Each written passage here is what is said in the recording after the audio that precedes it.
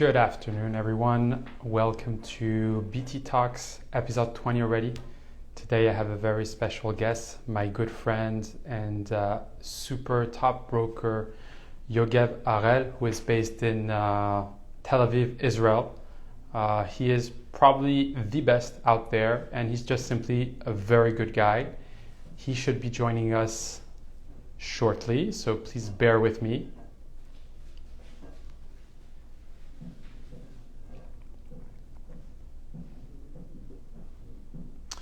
Where is Yogev?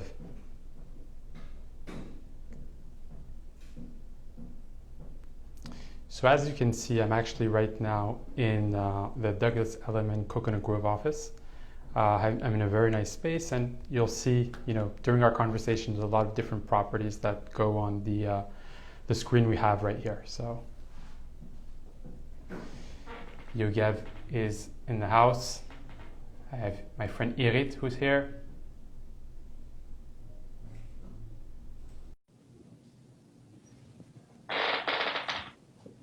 All right. There he is. Can you hear me? Absolutely. Can you hear me? All right, hold on one second. Can you hear me? Speak again? Can you hear me? Is it good like It was this? better before.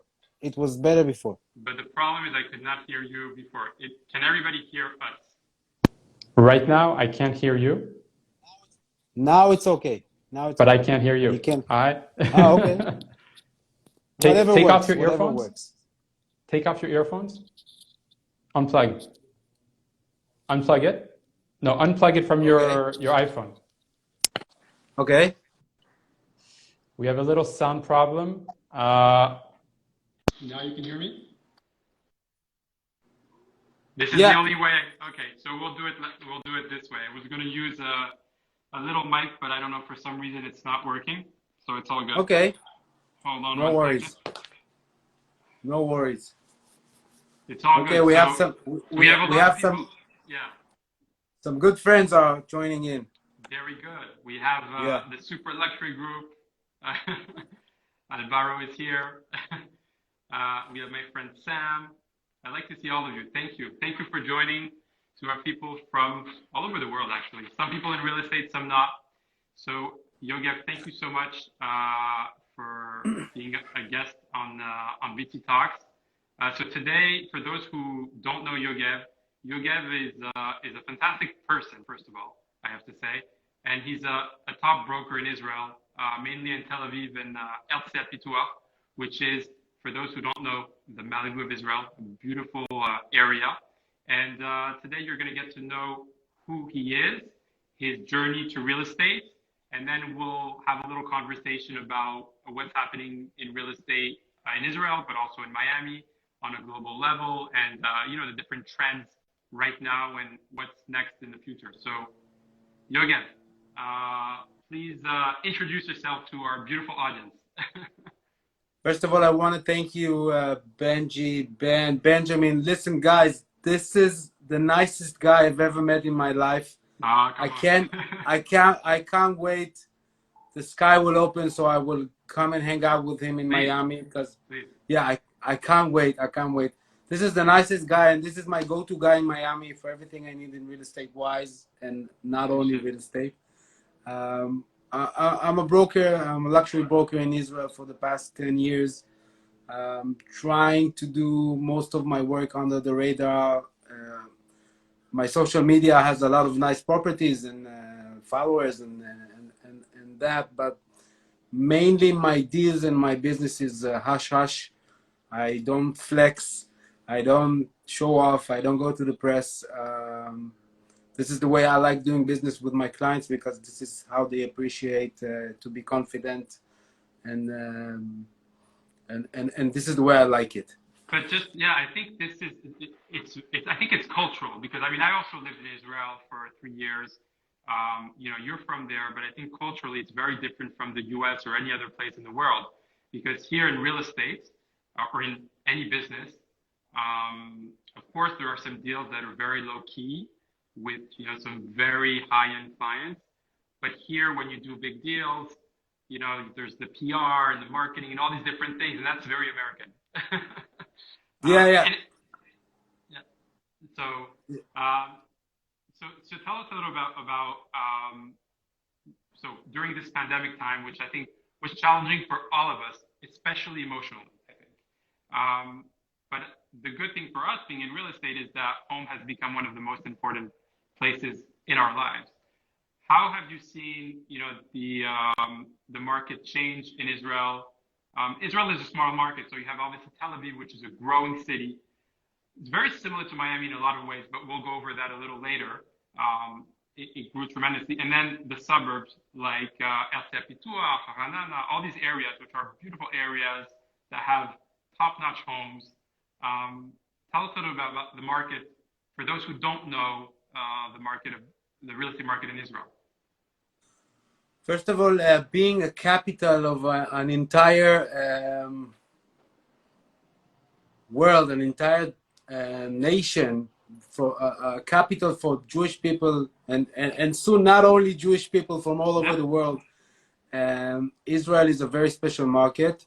I don't think there's another country in the world that has so much diversity from the people that are interested in buying properties over there and spending either vacation time or having emotional properties, which is the thing here, or just coming and living in Israel for some parts of their life.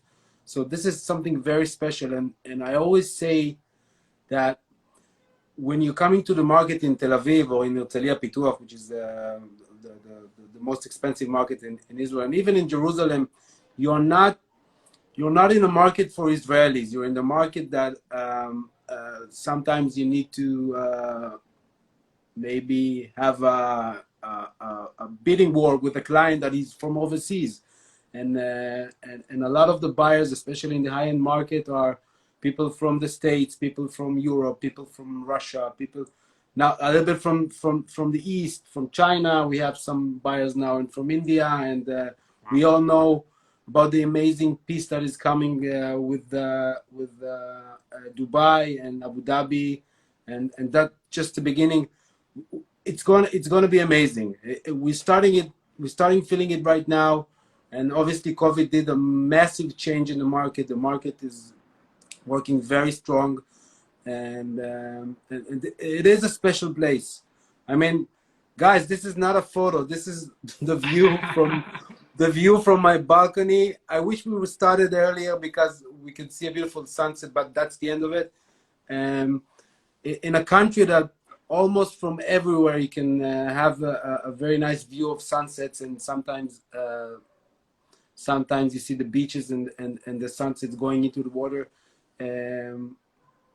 It is a special place, and if you've never been, you need to come to visit.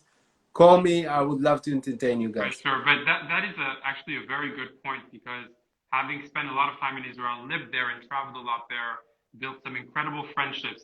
I think Israel, and you put the right word out there, it's very emotional. And whether you live in France, in the UK, or in the US, again, Jewish or not Jewish, it's not exclusive to Jewish people. But when you are in Israel, there's a very special feeling, I think, that you don't feel anywhere else. And it's a small country that is so strong. Everybody is very, you know, it's like a big family. And you look at Tel Aviv, all the different things you can do, and then you go outside of Tel Aviv, there is so much for such a small country. So I think that's a reason, you know, that several reasons people are coming to Israel.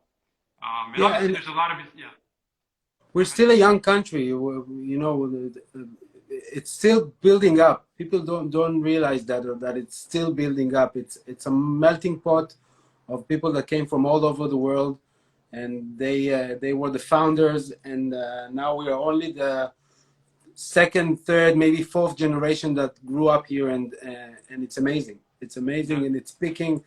And I've never met someone that was, you know, even on a vacation in Israel and wasn't amazed by the mixture of religious places and history locations and nightlife and good food and good atmosphere and the beaches. That I have to see. And I love it. But you know, from the outside, everybody wants to be here, but when I'm here, I want to come to Miami. So I know that's what. Yeah. Let's trade places. I think that's the only thing I would say. I think Israel, because it's a small country, because everybody knows everybody, because it's not, and you know as an Israeli that it's not always easy to do business in Israel. You have to really, understand the culture, know the right people. But the fact that it's a small country also, I think Israelis, that's why they travel a lot. They get out of the army and the first thing they do, they go around the world. Because it's small and they need to see other things. So they want to live in the US or they go to Asia. Yeah, they want to spread. They want to spread. So obviously there's been this pandemic and people are rethinking their lifestyle. We're very lucky, today in South Florida, not just Miami, all South Florida, a lot of people coming from New York, Chicago, Los Angeles, San Francisco for tax reasons, but also for lifestyle reasons. And I know also there's a big community of Israelis in New York. And I know there's a lot that are coming to South Florida, but there's also a lot that are going back to Israel. Are you seeing that or no? With families, obviously. We are seeing that mainly now through the applications. We have tens of thousands of applications that people want to move to Israel. It's from the ministry information that we get. Yeah. They cannot come yet. We have some virtual viewings and even an offer popped here and there on Zoom. But I get it when somebody wants to buy a property in a country that he doesn't know exactly what's what, and the prices needs to be understood. We spoke about before. When you buy in a different country and you hear about the prices and the opportunities you have for your budget, for your needs, sometimes it's shocking. Okay, I remember when I heard that Malibu beach house now costs 10, 20, 30, 40, 50, 60, whatever number you have, $1 million. I thought to myself, maybe my dream, I will need to work some more about that. But and it happens also in Israel. We spoke that we're not going to flex about deals, but I want to speak about a big deal that happened right now. I had nothing to do with it. I think no broker was in the transaction. The American government sold the American ambassador house. It's right over there, right where the sun is, for something around $80-90 million. It's a big plot. It's a beachfront. It's amazing and everything you can imagine. But to tell somebody that somebody bought a house in Israel for that price, I understand when people don't get it. I understand that.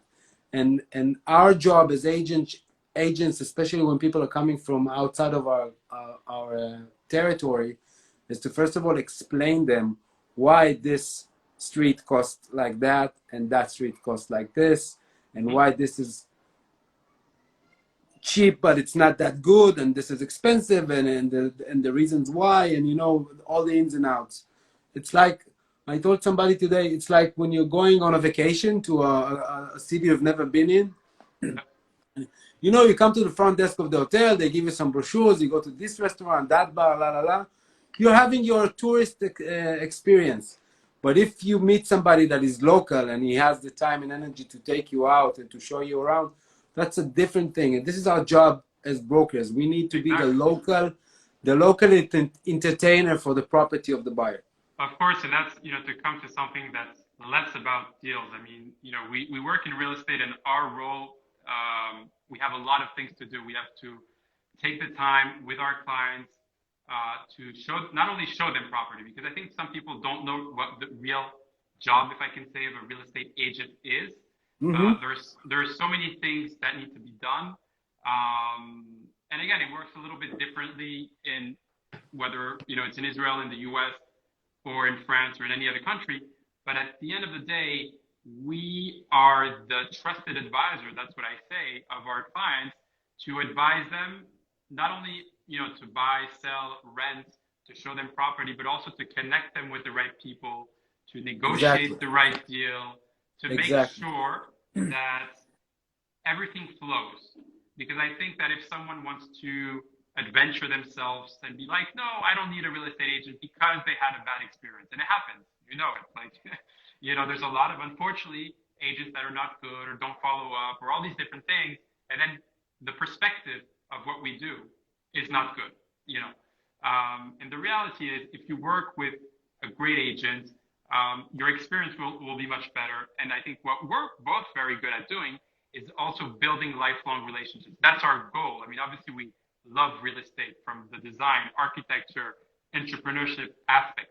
But I think, you need to be patient with people, with the way things go. Some things sometimes are not in our control, unfortunately. And I'm talking more on the administrative, side, or the reaction of some people. But I think, it's, to do this job, you have to be passionate, you have to be patient, and you have to be persistent. And look at all the best, brokers in the world. It grew over time. It doesn't matter if you're in London or in New York or anywhere else. You have to build long-term relationships, and you have to understand the process, and also connect your clients with the right people. Absolutely. So tell me, Benji, what's going on in Miami now? If I have some clients in Israel, Sure. and I want to come and buy a property in Miami, give me 2-3 examples for an investment property, and for a vacation property, and for a mega lifestyle property. Yeah. So overall, Miami is a very interesting market. It's been for quite a few years, but especially now, simply because, so it's called also the Magic City. And the reason it's called the Magic City is because of its tremendous growth over the past 10 years. Miami was very different 10 years ago than it was today, and even 5 years ago, but let's do on 10 years. And there are a lot of companies from all sectors, from hedge funds to startups, that are establishing themselves here. So a lot of people are coming here. And the good thing on the real estate side is that there is something for everybody. Whether you want to start to buy your first home, apartment, or home, there are some very good, luxury condos you can buy. So, for example, I live in the downtown. Well, I live in Brickell. So Brickell is also there's downtown Miami, Brickell, which is growing as well, and you can have a very nice, 1-bedroom condo. For how much? $500,000. More or less. And what's the income? What's the income you can get out of it if you rent it? Well, okay. So Brickell, I think it's more to live there as an investment property. I think there's some other areas, like if you're mainly looking for investment, there's some areas I think that are more interesting. Midtown, Mimo, the design district. So not west, but more uptown. I think downtown, right now there's a few opportunities as well, because downtown, the growth is also tremendous. It's not yet what it should be, but it's going to be within 2-3 years. I mean, a lot of people want to be there because of its location and because of what's happening. I mean, there is, some incredible, luxury condos that are there. There's some new places to go out. There's a startup ecosystem that is, establishing itself there. So I think downtown is also interesting. So again, just to come back, there is something for everybody. Whether you want to buy your first apartment, then if you want to buy, a house today, there's a limited inventory because obviously everybody, rushed to buy homes, but there are still some homes, very nice homes. And what do you mean rush to buy homes? What happened? Well, I think during the pandemic, a lot of people rethink their lifestyle. And with their families, they decided to, whether they're local or from New York or anywhere else, they decided to buy a house. So when there is a good product on the market, especially here, the value is also very good compared to wherever they live. So if they live in Los Angeles or in New York or this, I mean, they're spending much more money for what they can get here. So there's still product available, but people are getting houses. Obviously for their families, they can do a home office, they can do a gym, they don't need to go, through different doors and all these things. On the other hand, and by the way, the houses are selling, at asking price there are some bidding wars. I mean, it's not like you can really negotiate on single family homes at every price point, from, 1 million, under 1 million to 10 million, 20 million. I mean, you probably know or you saw, but over the past few months, there's been, I think, 50 transactions of $10 to $50 million, which is a lot. Amazing. Okay. And then on luxury condos, as you know, Miami is, one of the top places in the world to have these new developments constantly. It's building. So there's a lot of inventory. And I think that is more for someone who is looking for the top-notch service. Because in all these buildings, whether it's the Ritz-Carlton residences, it's the Porsche Tower, it's, the Jade Signature, all these different beautiful properties, you have, the 24/7 service. Amenities are reopening slowly, so you can use them. But the developers, or the condos there, you can get very good deals. I mean, I know there's some deals I saw, for example, I don't know specifically, but I saw quite a few, property listed at 6 million, sold for 4.5 million, things like that. So I think now is a good time also for someone looking, whether it's their main, second property, third property in a condo in Miami, whatever time they're going to spend, if they're looking for service. But again, investment is very different than main property. How's the cultural life now in Miami? Let's say for a family that is moving from another country,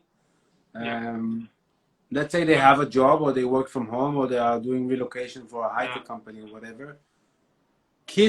School for kids, where to go for gym, where everything is close, everything is walking distance. What's going on? How big is it? Do you need a car? Yeah, it depends. So let me go over this because this is a very interesting question. For those who don't know Miami or haven't been in Miami over the past 5 years, I first recommend, to travel here to see what you like. We have actually a lot of people coming here and they're renting for 6 months, for 1 year to test the neighborhood and see if they like it or not. Every neighborhood in Miami is continually changing. If you live in downtown Miami or Brickell and you work in that area, you don't really need a car. You can use Uber. You can walk everywhere. Another walkable neighborhood is Coconut Grove, which I love. I'm actually right now in the Douglas Elliman Coconut Grove office, and they're building the Coco Walk with some new restaurants, cafes, and everything. Coconut Grove is right below, so it's South Miami. It's like 10 minutes from Brickell. It's also close to Coral Gables, which is one of the top neighborhoods in Miami, one of the safest, the top schools, top hospitals. There's University of Miami. So a lot of people who are coming with their family and are looking actually for houses more are looking at Coral Gables. Then obviously Miami Beach will always attract people. It is what it is. People want the beach, the ocean, or being not far. How much does a beachfront apartment cost in Miami Beach? It depends if it's older, newer, or if it's more south or north, or the size as well. Everything. So that's also something that's quite interesting. I don't know. What's the range? It depends. So a small apartment, you can get a small apartment in South Beach for $300,000-$400,000. And that's what. How many square foot? You can have. I'd say it's 700 square foot. So it's $800 square foot. Yeah, and there are also Again, there's some that are less expensive, but I'm saying overall. And then Miami Beach, the more you move north. So another interesting area is North Miami Beach, Aventura, Sunny Isle. So there's a reason people go there. So obviously there's a huge Jewish community, Jewish and Israeli community. So people want to be there. We are everywhere. We're everywhere. My God, it's like so. If you're in Aventura, it's very nice. There's the Aventura Mall. There's also some very good schools.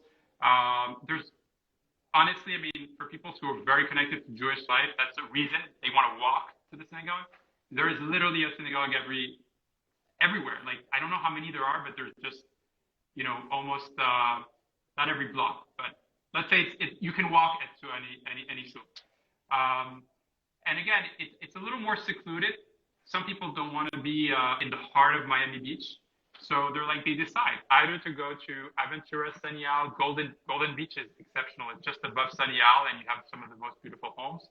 But all this area is very family friendly, and the same thing for more south, Coral Gables, but it's just a different vibe. Okay. So, and then obviously you have, so Sunny Isle, you have all these beautiful luxury condos on the beach. Most of them, it's people who spend, a few months a year or half of the year. But again, it's beautiful properties, beachfront. And as you probably saw, I don't know if you saw my stories yesterday, but the ocean is crystal clear, and it's a privilege to live in front of the ocean. But again, the location is great, and I think something that is really cool about Miami is that you are by car pretty much close to everything, obviously with no traffic. But there's less traffic actually since I think the pandemic. I mean, I haven't seen a lot of traffic since. Let me tell you guys something about something I asked Benji about 2 months ago. I'm a tech guy, and by the way, Apple, thank you so much for deleting your Apple event for 1 hour. They pushed it for 1 hour. They didn't want to fight with us on the live stream. I'm an Apple guy, so yeah. I asked Benji, how did you do those videos and those stories and la la la? And I thought he's using a special filter and he's editing the images. No, Miami is so beautiful. It doesn't need nothing. You just point your phone and it looks so amazing. With me in Israel, sometimes with the weather, I need to tweak and change all the photos. The weather in Israel is one of I mean, it's amazing. I see all the time. It's when I live there, when I go there, it's always we have quite similar weather. I think it's a little more. Yeah, sometimes here. It's too smoggy from the humidity here, so that's what I'm talking about. So that's also, I think, an important point is in Miami. I mean, I live here now since a year, and I appreciate every single day. I mean, I wake up early in the morning. I go for sunrise workout, whether it's running or another workout. I just like to be outdoors. So I think we're very lucky to have the opportunity to be outside all the time. So important. For your mind, it's very important. Just even taking a walk, the morning, the evening, anytime, just being outside, your mind you're not stressed, everything, even if there's some things that can challenge you during the day, you're like, no, it's okay. Even just when I drive from Brickell to Miami Beach and you see this blue water everywhere and the boats and everything. It's amazing. It's the simple things. And I think that's, people realize, obviously, look, so there's a lot of people coming to Miami, but I think one of the most tax reasons is one thing, but I think that's different. I think the reason is when they come here, they realize that Miami today is not just a vacation city. It's a city where people can live, can bring their families, send their kids to very good school, have a quality lifestyle, be outdoors most of the year. What do you do here on the weekends? You can go boating. You can go, to some beautiful parks. There's just so many outdoor things. Now we're coming into the winter season. So obviously we're going to have a lot of people from the north coming here. It's the best time. So the summer is very hot. So it's like we're sweating all the time. But the winter, it's exceptional. Like the weather is perfect. We are kind of in a lockdown right now, and the lockdown is you can walk 1,000 meters from your house. Okay.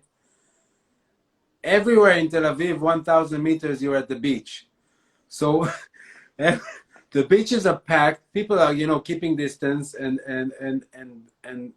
one thing happened in this pandemic is that almost every beach in Israel has sunset sit-ups. Everybody comes, sit for 1 hour for the sunset, and there's a kumbaya gathering that is, I don't know, this pandemic, I think all over the world is making all of us a little bit kinder and nicer to each other, and of course, and I love it.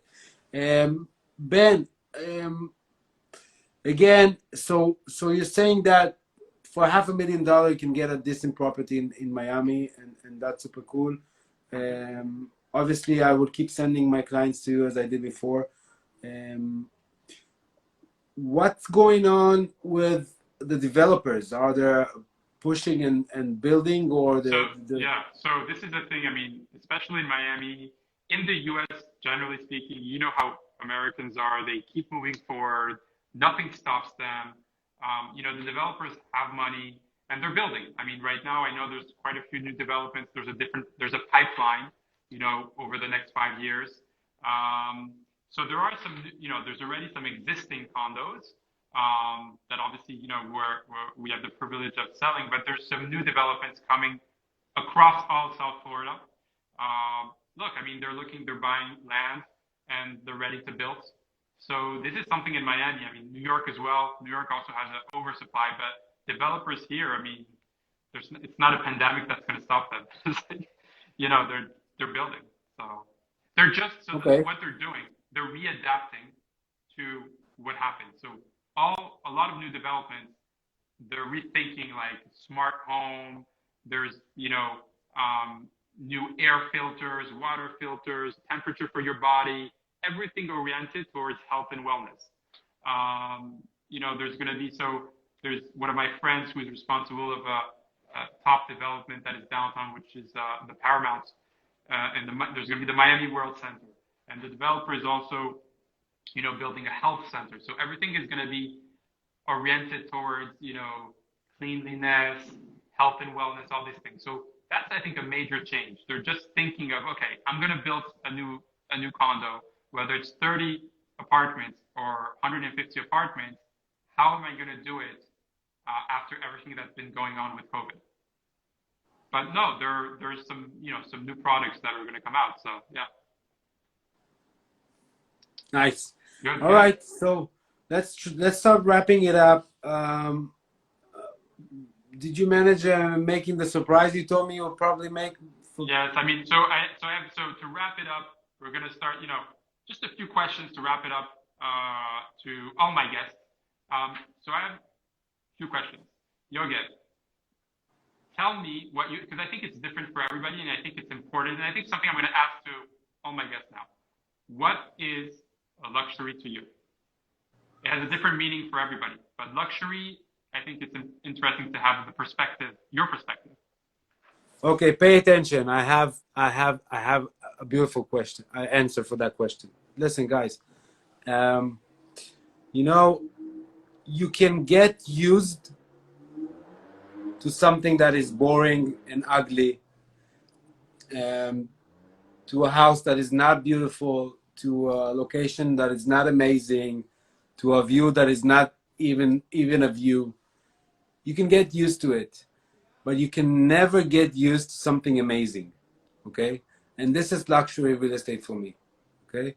When you walk into a house that you see that you feel that you cannot get over it, and every way you look is beautiful. I don't know if everybody here knows what's focal point, but focal point is what you see in front of you from every direction, and everything on the focal point is beautiful, and the view is beautiful, and the garden is beautiful, and you will never stop thinking about it. You will never stop feeling about it.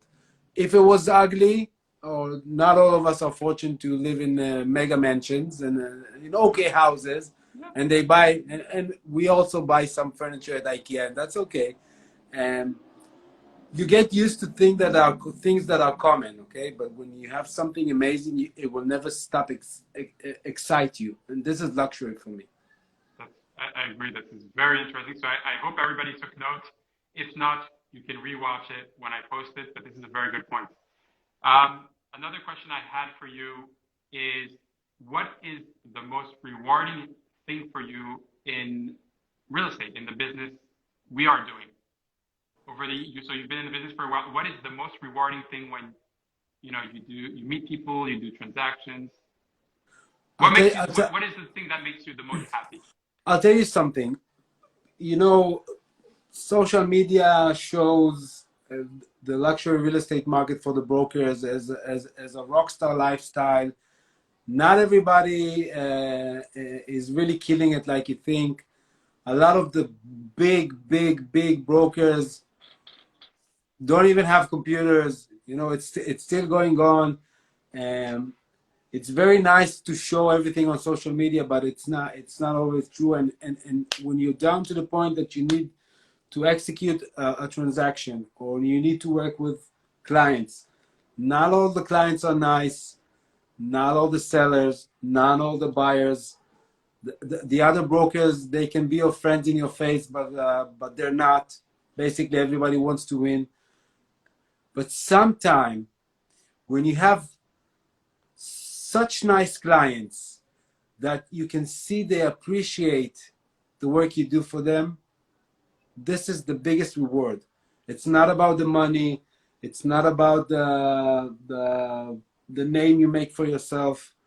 These things will come in time, but you know, sometimes it happened to me last week. I didn't do any deal with them yet. We just started, but sometimes you meet people that are so nice and truly nice, and they understand how hard you work for them. And you know, to schedule 6 meetings in 2 hours. You know how hard it is to schedule 6 meetings in 2 hours in luxury villas? It's unbelievable.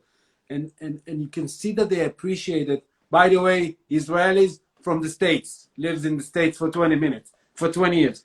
So when you meet that client that you truly understand that he appreciates the effort you're doing for him, this is the biggest reward.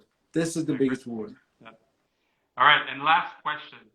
What is your favorite thing about living in Israel? And if anybody who hasn't been in Israel wants to travel there, what do you recommend them to do, places to go? Something very special, because I think a lot of people haven't been to Israel. And I think you're on the ground, you live there day to day. And like we said, it's a very special place. I can't wait to travel back there. I miss it. It's something, you know, it's a place where everywhere I go, I love Miami, but I miss Israel. Like, I like to go back. So any recommendations of, you know, what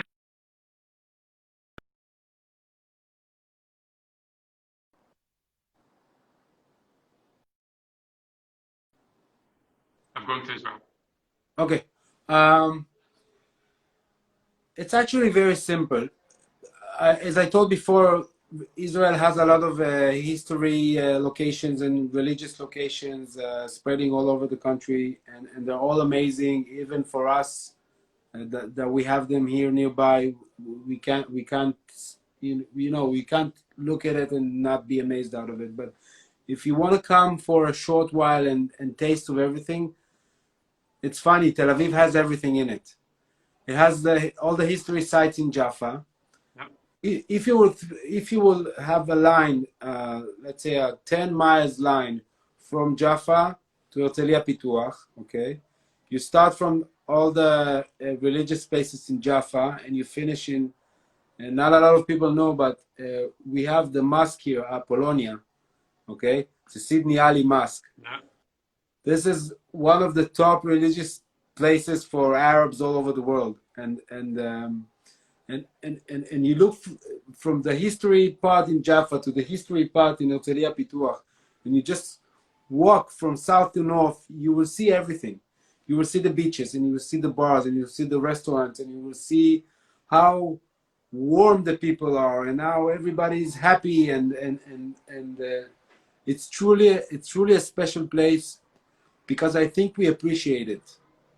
And when somebody comes from the outside, he understands we appreciate it. And this is Israel, guys. Please come. Cool. I'll take care of you. And Benji, Miami, guys. If everybody needs anything in Miami, really, this guy. Thank you. Number one. He's brother. I appreciate it a lot, and it's the same thing. Anybody. Whether you're looking for property, you know someone who's looking for property, or just simply you want to meet a super cool guy in Israel, connect with Yogev. His Instagram is @Yogi, YOGGI, if I'm correct. You can DM him, he'll respond. He's just a super cool guy. So thank you so much. Just tell me you came through Benji, so I will cut him a slice of the commission. This is very important. There you go. Israeli style. But guys, thank you for everyone who tuned in. Yogev, thank you for being such an amazing guest. But before thank you for having me. Thank you for having me. I appreciate it. All right. Have a great day, guys. Bye-bye. Bye. Thanks.